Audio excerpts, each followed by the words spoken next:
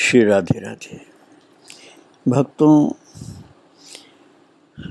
शास्त्रों में तो यही कहा गया है, भक्ति शास्त्रों में भी, वेदांत के ग्रंथों में भी, कि प्रभु सर्वत्र विराजमान है। और ये भी कहा जाता है कि वो व्यापक हैं, इसलिए एक जैसे ही हर जगह है। हरि व्यापक सर्वत्र समाना, समान रूप से सर्वत्र व्यापक है। किंतु प्रेम ते प्रगट होए मैं जाना, शिव जी कहते हैं। अर्थात जहाँ प्रभु के विशेष प्रेमी भक्त होते हैं, वहाँ प्रभु प्रकट रूप से रहते हैं। प्रकट रूप से रहने का तात्पर्य है कि वहाँ लीला करते हैं, वहाँ अनेक रूप धारण करते हैं, वहाँ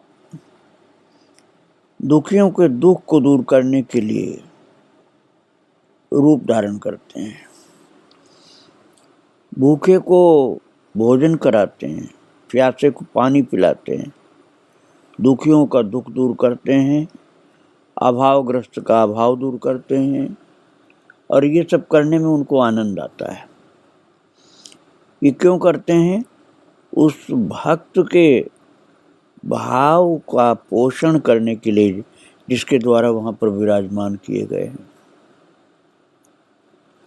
ये उनकी कृपालुता है कि भक्त उनको विराजमान करता है तो वो विराजमान हो जाते हैं।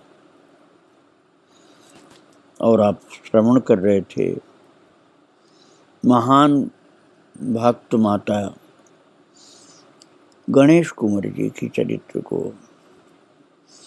जिसमें आपने सुना था कि प्रभु इतने कृपालु हैं अपनी माँ के लिए। गणेश कुंवर को माँ अपनी मानते हैं कि बड़े सुंदर बने हुए विशाल मंदिर में न जाकर माता गणेश कुंवर के महल में, जहाँ वो सोती थी रहती थी, वहीं रुक गए ठाकुर जी। कितनी ताकत लगाई गई, वे गए नहीं महल को छोड़कर, और अब वहीं लीला कर रहे हैं। अब रानी के महल को ही बालराम जी का मंदिर बना दिया गया है, और अब उनको कहा जाता है राजा राम सरकार। और जो मंदिर उनके लिए बनाया गया था उसको चतुर्भुज मंदिर कहा जाता है, लक्ष्मी नारायण मंदिर कहा जाता है। अब इतनी प्रसिद्धि हुई कुंवर गणेश कुंवर माता के चरित्र की और राजा राम सरकार के चरित्र की इतनी प्रसिद्धि हुई कि दूर दूर से लोग दर्शन करने के लिए आने लगे।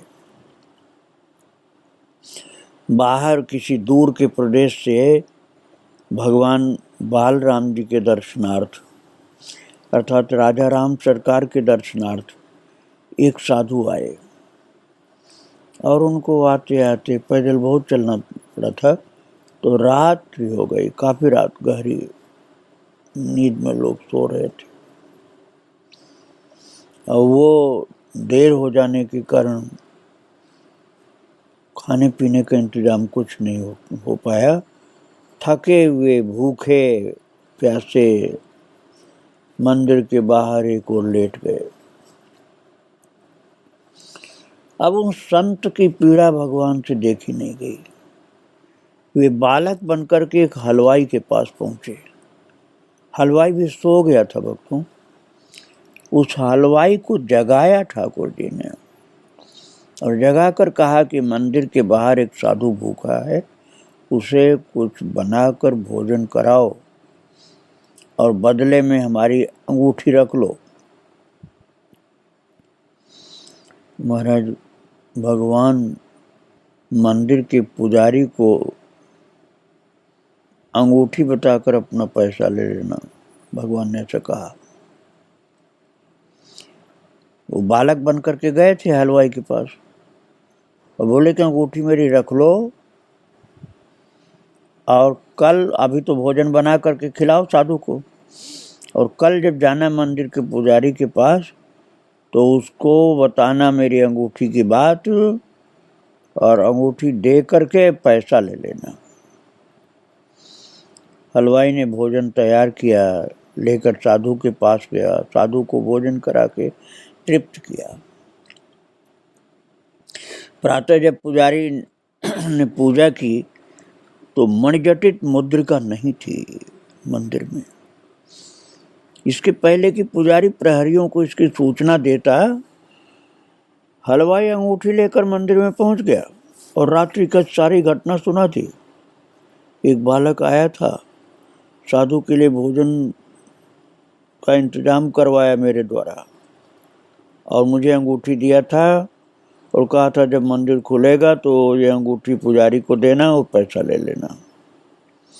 महाराज, पुजारी जी ने पैसा ले लिया, अंगूठी लेकर पैसा दे दिया उस हलवाई को, और तब से कभी मंदिर के बाहर किसी भी व्यक्ति को भूखा नहीं सोने दिया जाता है, क्योंकि ये सबको विश्वास हो गया है कि यदि एक भी कोई व्यक्ति, कोई साधु, कोई गरीब भूखा यहाँ रह गया तो हमारे भगवान को कष्ट होगा और फिर वे रात में इधर उधर घूमेंगे, भोजन का इंतजाम करेंगे। इसलिए व्यवस्था कर दी गई, कोई भूखा नहीं सोएगा यहाँ। और मैं आपको पुष्य नक्षत्र वाली बात, जिसको पुख्य भी बोलते हैं, कहीं पुष्य बोलते हैं, उसकी सुनाई की बात कि उस पुख्य नक्षत्र में चल चल के ठाकुर जी आए थे। तो हर 27वें दिन पुष्य नक्षत्र पड़ता है, अतः विशेष मनोकामना लेकर के आने वाले भक्त अपने घर से पैदल ही मंदिर की यात्रा करते हैं और उनकी मनोकामना अवश्य पूर्ण होती है। भगवान बालराम पुष्य नक्षत्र में ही चलते थे ना, महारानी लेकर चलती थी पुष्य नक्षत्र में। इसलिए कई भक्तों ने तो प्रत्येक पुष्य नक्षत्र पर, अर्थात प्रत्येक 27 दिन बाद नियमित यात्रा करने का नियम बना लिया कि हर पुष्य नक्षत्र में हमको अपने घर से ओरछा आना है, राजा राम सरकार का दर्शन करने। राम राजा के महल की गाथाएं देश विदेश तक पहुंच गई और चारों दिशाओं से भक्तगण उनके दर्शनों के लिए आने लगे। महारानी गणेश कुंवर के लाल, अर्थात ये बालराम जी, जिनको राम राजा सरकार कहा जाता है, अब माता को बड़े दिखलाई पड़ने लगे। पहले छोटे से बच्चे थे, अब माता गणेश कुंवर देखती, अरे मेरा लाल तो बड़ा हो गया, और वे अपने भ्राता और सखाओं के साथ कभी नगर विचरण करने जाते हैं। अब ये प्रत्यक्ष तो नहीं सभी को दिखता था, लेकिन जिसके ऊपर कृपा करते थे उसको दिखता था, और ये दिखलाई पड़ता था कि राम राजा अपने सखाओं के साथ, अपने भ्राताओं के साथ नगर विचरण कर रहे हैं। कभी अश्वारूढ़ होकर आखेट करने दिखलाई पड़ते। भावुक भक्तों को सदैव उनका अनुभव होता और दर्शन भी। और वो नदी वेत्रवती, उसके किनारे चरवाहे और कोल की रात, कभी कभी उनका मनोहारी दर्शन प्राप्त कर लेते थे, और जिनको वो दर्शन मिलता था वो अपनी सुध-बुध खो बैठते थे। राज्य भर में वे किसी निर्दोष को दुखी नहीं देख पाते प्रभु, और किसी न किसी रूप में उसका दुख हरण करने पहुंच ही जाते हैं। जैसे जलती हुई अग्नि में डाली गई काठ की वस्तु अग्नि ही हो जाती है, वैसे ही भगवान के प्रेमी भक्त से मिलकर कोई भी जीव प्रेम रूप ही हो जाता है। राज्य भर के भावुक नर नारी अब भगवान को ऐसे ही मानते हैं जैसे भी गणेश कुंवर के नहीं, उनके भी अपने हों। दिन रात नर नारी राम राजा की आराधना में लगे रहते हैं। जीवन का प्रत्येक क्षण, प्रत्येक समय और प्रत्येक संस्कार राम राजा से भक्तों ने जोड़ लिया था। कोई भी कार्य प्रारंभ करने के पूर्व उन्हीं को आमंत्रित किया जाता है, और पूजा जाता है। भक्तों, पहले मैं आपको सुना चुका हूँ कि जब गणेश कुंवर माता अपने माता पिता के यहाँ थी, छोटी सी कन्या थी, तो उनकी सहेली थी एक बाल सखी मालती। तो वो मालती जो सखी थी बचपन की, उसको एक बार महारानी की याद बहुत ज़्यादा आई तो भेंट करने के लिए ओरछा आई। महारानी ने उसका बहुत सत्कार किया। मालती ने प्रार्थना की, दीदी अब अवध से आपके लाल साहब आ जाने की खुशी में मैं भी आपके पास आई हूँ, और मेरी इच्छा होती है कि आप इतनी बड़ी महारानी हैं और राम राजा की माँ हैं, तो मैं भी कुछ आपसे मांगूं। रानी प्रसन्न हो गई। रानी ने कहा, मांग न बहन, मैं वचन देती हूँ, जो भी मांगे, चाहे जो मांग। मालती बोली, अब जीवन का क्या ठिकाना है। आपके विवाह की विधा में दिए गए सीताराम जी के गुड्डे गुड़िया को हम अपने हृदय से लगाकर जीना और मरना चाहती हैं। मालती की वाणी में करुणा थी और रानी की आंखों में प्रेम के आंसू थे। वे भावुक हो उठी और कहने लगी, बहन अब हम बड़े बूढ़े बाल बच्चों वाले हो गए, अब तो अब गुड्डा गुड्डियों को खेलने वाला अब समय थोड़े हमारा, अब तो वो स्मृति के स्वरूप बन गए। और बोली कि मैं तेरे जीजा जी से कहकर तेरे यहीं रहने का प्रबंध करा देती हूँ।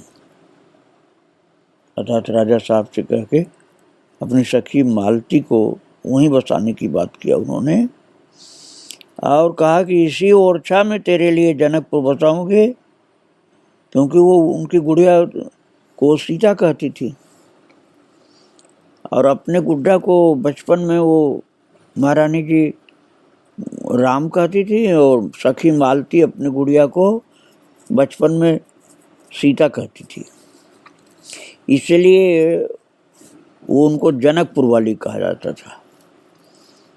तो महारानी ने कहा कि इसी ओरछा में तेरे लिए जनकपुर बसाऊंगी और किशोरी जी का भव्य मंदिर बनवाऊंगी।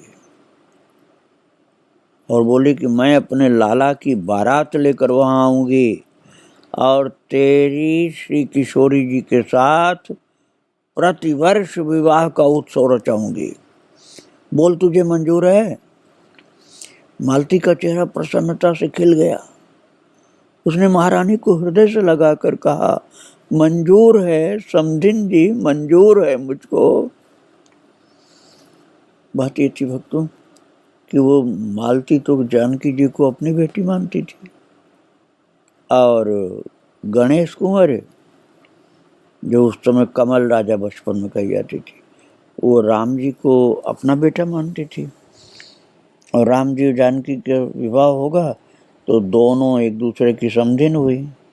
इसलिए बड़े भाव से महारानी के हृदय से लग करके मालती प्रसन्नता से विभोर होकर कहने लगी, समधिन जी मुझको मंजूर है।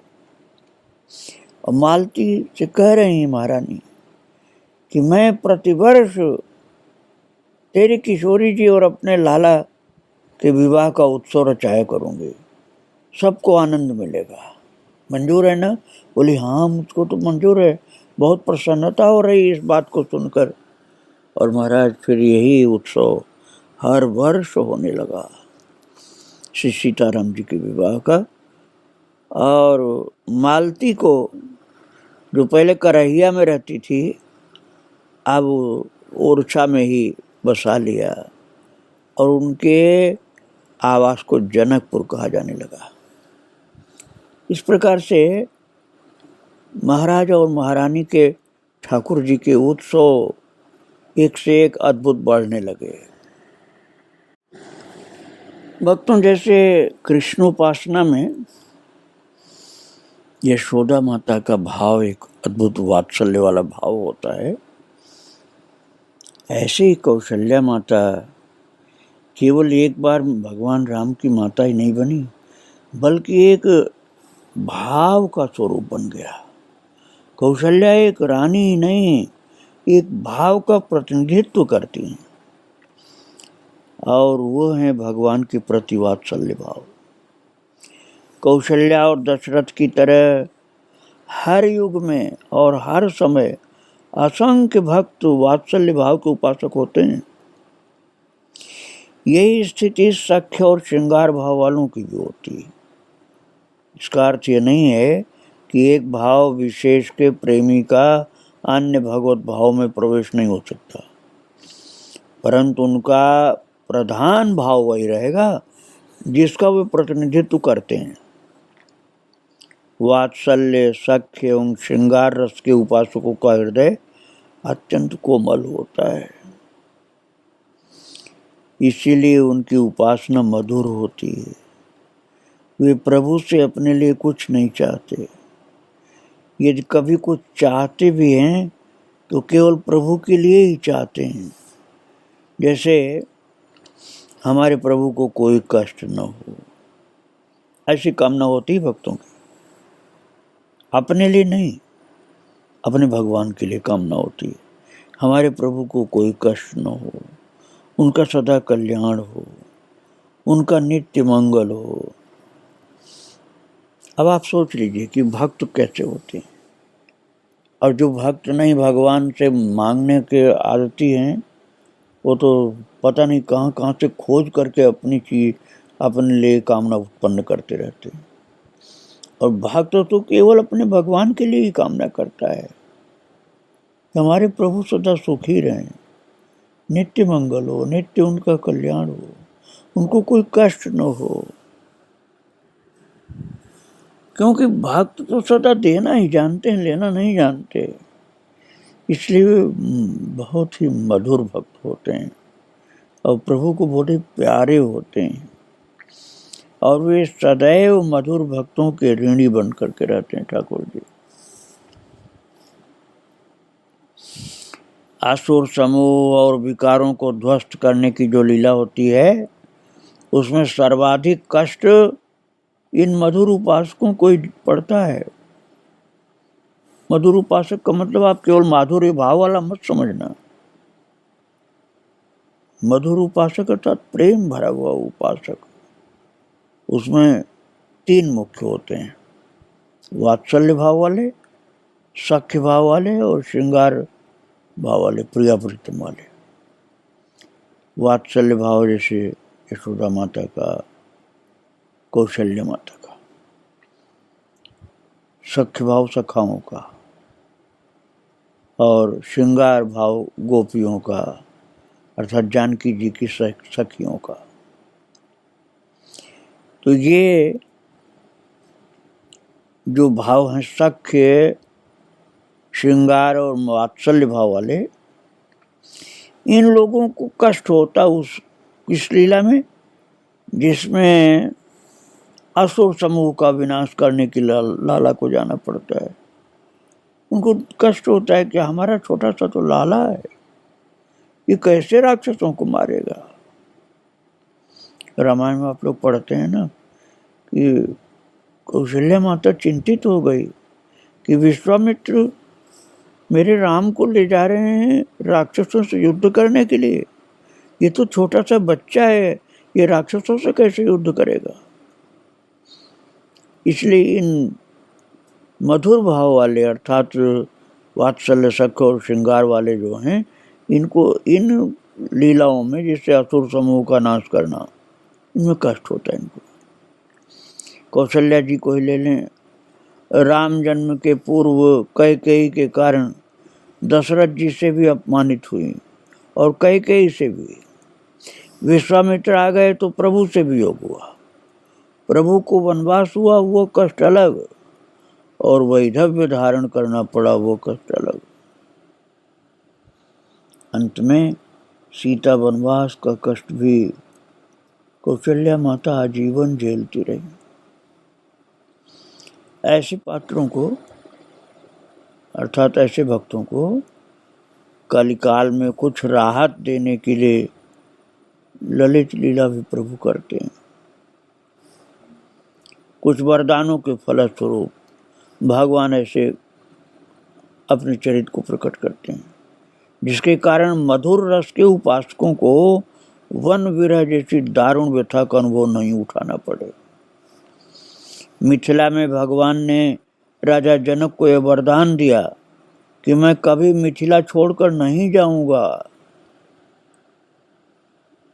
मिथिला वाले तो जानते हैं इस बात को, मैं इसलिए बोल रहा हूं कि मिथिला में भी तो ये चरित्र सुने जाएंगे यूट्यूब के द्वारा, तो वहाँ के लोग कहेंगे कि हमको तो पता है, इसलिए मैं आपसे कह रहा हूँ कि मिथिला वालों को तो मालूम है कि भगवान ने राजा जनक को वरदान दिया कि मैं कभी मिथिला छोड़कर नहीं जाऊंगा, अर्थात जनकपुर छोड़कर नहीं जाऊंगा, तथा अयोध्या तो केवल मेरी और सीता के छाया रूप ही जाएंगे।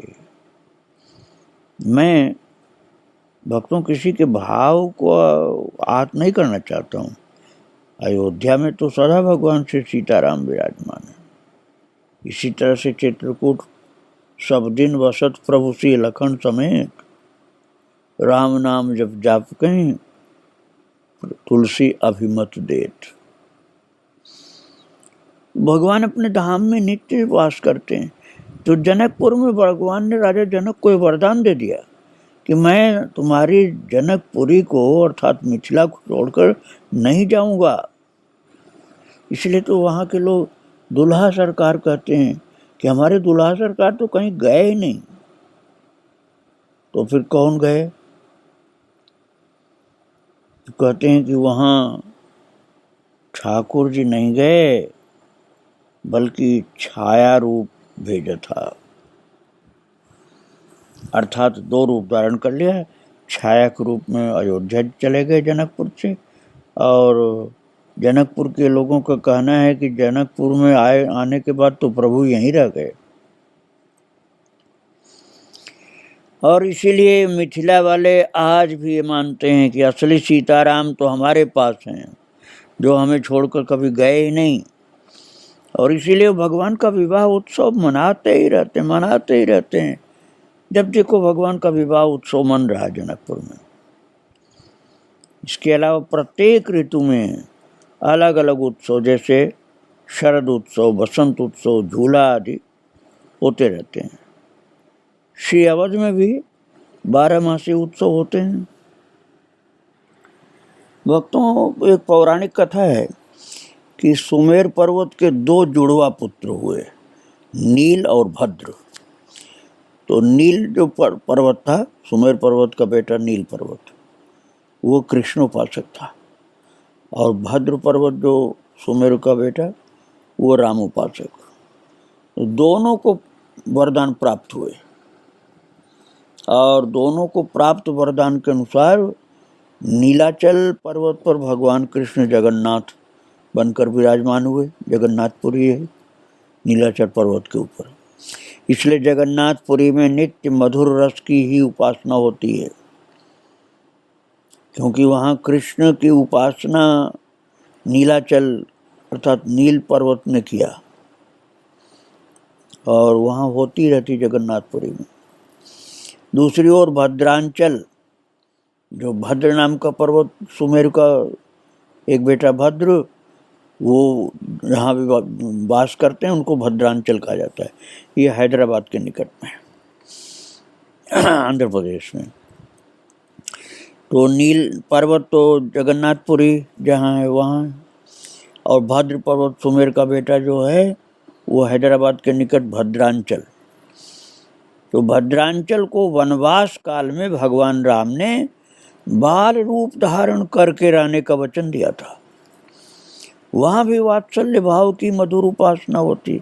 मधुर का तात्पर्य आप प्रिय प्रीतम मत समझना, मधुर मतलब रस भरी उपासना। इसी प्रकार वनवास काल में चित्रकूट त्यागने के उपरांत विंध्याचल को पार किया था, तथा बुंदेला राजवंश की उत्पत्ति विंध्यवासिनी देवी की उपासना का परिणाम है।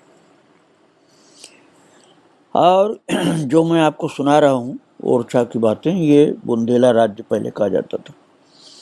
इसलिए इस वंश को उपकृत करने के लिए प्रभु बाल भाव से ही ओरछा पधारे, माता गणेश कुंवर ले आए। इन तीनों स्थानों पर जो मैंने 3 बतलाए, एक बुंदेला ये ओरछा का, और नीलाचल पर्वत जगन्नाथपुरी, और भद्रांचल बाल भाव की उपासना वाले हैदराबाद के निकट। ये तीनों स्थानों इन स्थानों पर प्रभु ने राज वैभव को स्वीकार किया है। जगन्नाथपुरी में पुरी के राजा ही प्रबंध करते आए, और आज भी जगन्नाथ मंदिर का कानून शासकीय मान्यता प्राप्त है। जगन्नाथ मंदिर का जो कानून है उसको गवर्नमेंट से मान्यता प्राप्त है। और ओरछा में भी सुरक्षा गार्ड को कानूनी मान्यता प्राप्त है। गवर्नमेंट की फौज सलामी देने आती है ओरछा में, भगवान को सलामी देती है। तो सुरक्षा गार्ड जो है उसको ओरछा में कानूनी मान्यता प्राप्त है। और भद्रांचलम में तो भगवान ने ऐसे चमत्कार दिखाए कि मुसलमानी नवाबों को भी उन्हें मान्यता देनी पड़ी। नवाबों द्वारा भगवान के लिए बनवाए गए स्वर्ण आभूषणों की रक्षा आज भी शासकीय गार्ड ही करता है, गवर्नमेंट की फौज करती है उसकी रक्षा। उनके अंदर भाव भले न रहा हो नवाबों के अंदर, लेकिन चमत्कार प्रभु ने ऐसे दिखाए कि वो अपनी रक्षा करने के लिए घबराए हुए, जान बचाने के लिए उन्होंने भद्रांचल में विराजमान ठाकुर जी को स्वीकार किया। उन्होंने ये सोचा कि हम नहीं स्वीकार करेंगे तो मर जाएंगे सब। इसलिए वहाँ मुसलमानी नवाबों ने भी भगवान के लिए मान्यता दिया था, उनकी शक्ति को माना था। नवाबों ने भगवान के लिए स्वर्ण के आभूषण बनवाए थे भद्रांचल में। तो चाहे व्यवस्था किसी शासन की रही हो, नवाबों की रही हो, चाहे अंग्रेज सरकार की रही हो, चाहे आज वर्तमान सरकार की रही हो, लेकिन इन स्थानों पर जो मैंने आपको बतलाया अभी 3, नीलाचल में जगन्नाथपुरी, भद्रांचल में हैदराबाद के पास, और यहाँ बुंदेला अर्थात ओरछा में, ये तीनों जगह गवर्नमेंट को स्वीकार करना पड़ा मंदिर के शासन को, और आज भी उस परंपरा का निर्वाह हो रहा है भक्तों। आगे मैं आपको फिर सुनाऊंगा। आज प्रभु के इन अनेक स्वरूपों को प्रणाम करके विराम दे रहा हूँ। श्री राधे राधे, जय श्री राधे।